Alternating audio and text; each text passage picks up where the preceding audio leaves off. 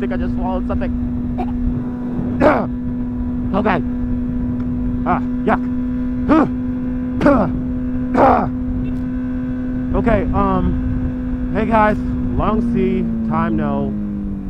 It's Codex 21, and it's been a while. As you can see, I've got a new bike. I'm gonna pull over and I'm gonna show it to you guys. Sorry for the long time no post. It's just between the bike and work, a lot's been going on. Finally have time to get used to the bike.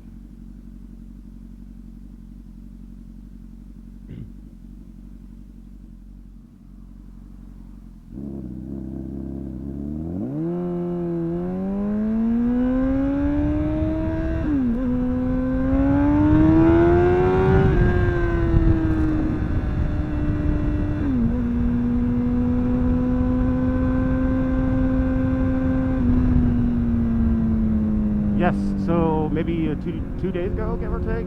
2 days ago, I went on a group ride, and it was absolutely horrendous. It was kind of a mix of what I saw and who was there.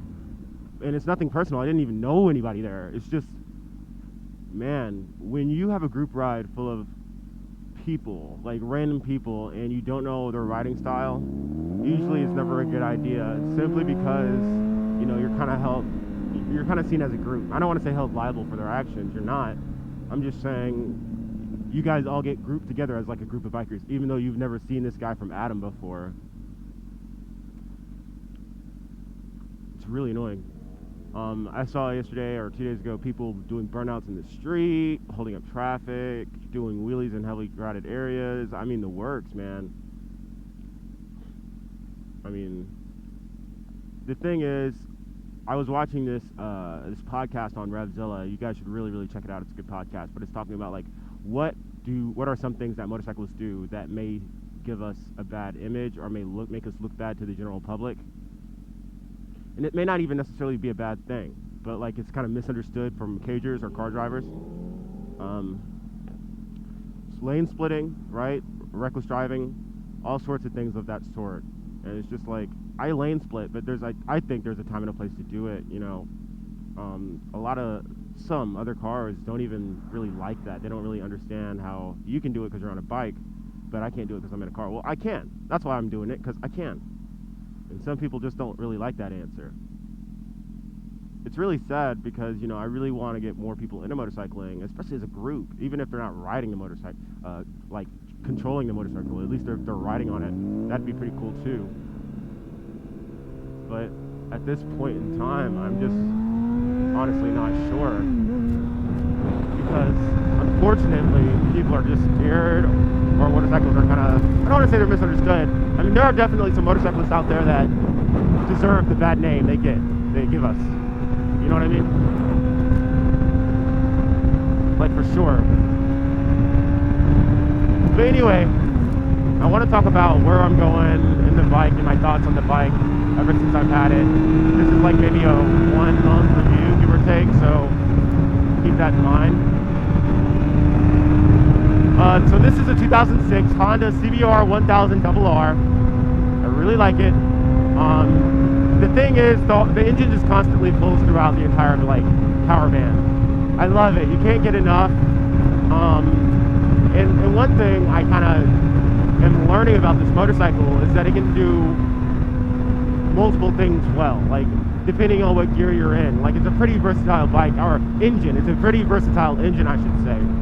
I mean, yes, it is a super sport. Yes, it is a leader bike. But I do think there's slightly more to it than that.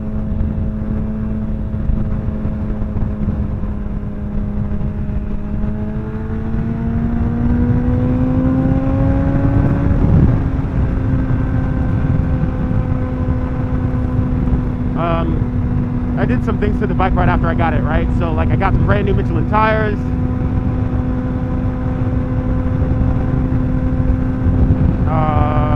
Let's see.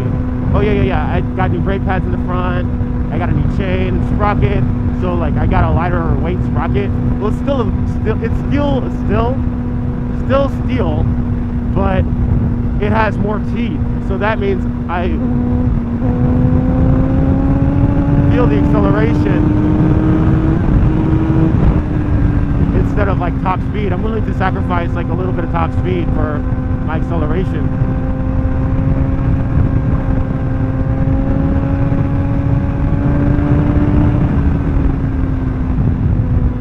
Which I think is worth it.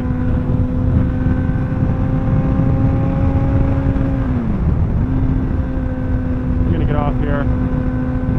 So some things I love about this bike and some things that I hate about the bike. One thing that I love the fact that it's older than my last bike, but I feel like it's just reliable. I don't know if that's brand or I don't know if that's just like reputation, but you know, tomato, tomato. I also really like the aftermarkets on this bike specifically, like the Honda CBR1000, I mean Yamaha R6, the Gixxer. Like since they're big names, like to be honest, they have large aftermarket pockets. And to me, what aftermarket means is more than just these awesome mirrors, but it's also like, well, if I need a OEM part, or if I need like a part that I can get that'll fit the bike, how hard is it for me to find a part that matches this bike after I buy it? That's what aftermarket means to me, you know, like the life of the machine after initial purchase or after the initial lifespan that the company had set out for it. So hey, yeah, no, this bike is awesome. Like, and I gotta say it, everyone's thinking it, I gotta say it, the aftermarket fairings, I love the fact that you can just switch out the tank without having to paint it. Take it off and paint it. You just take it off and, you know, get a new one, put it back on. It's really cool, man, because if you like are tracking this bike really, really hard and you flip the bike, knock on wood, and you flip the bike, dent the tank, no big deal, just, you know. Versus if you were on any other motorcycle, you'd have to get another one. You'd have to get a tank. It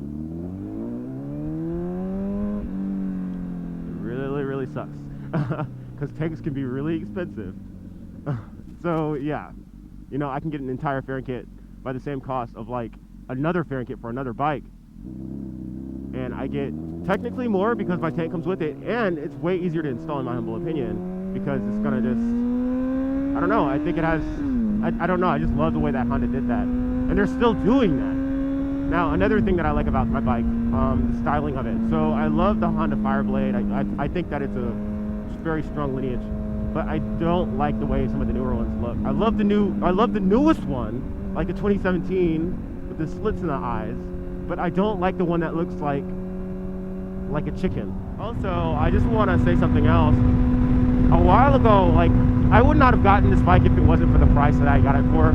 I was like heavily against liter bikes, like, oh, you don't really need the power, blah blah blah, the insurance. And don't get me wrong, all those things are true, like every single last thing, you know.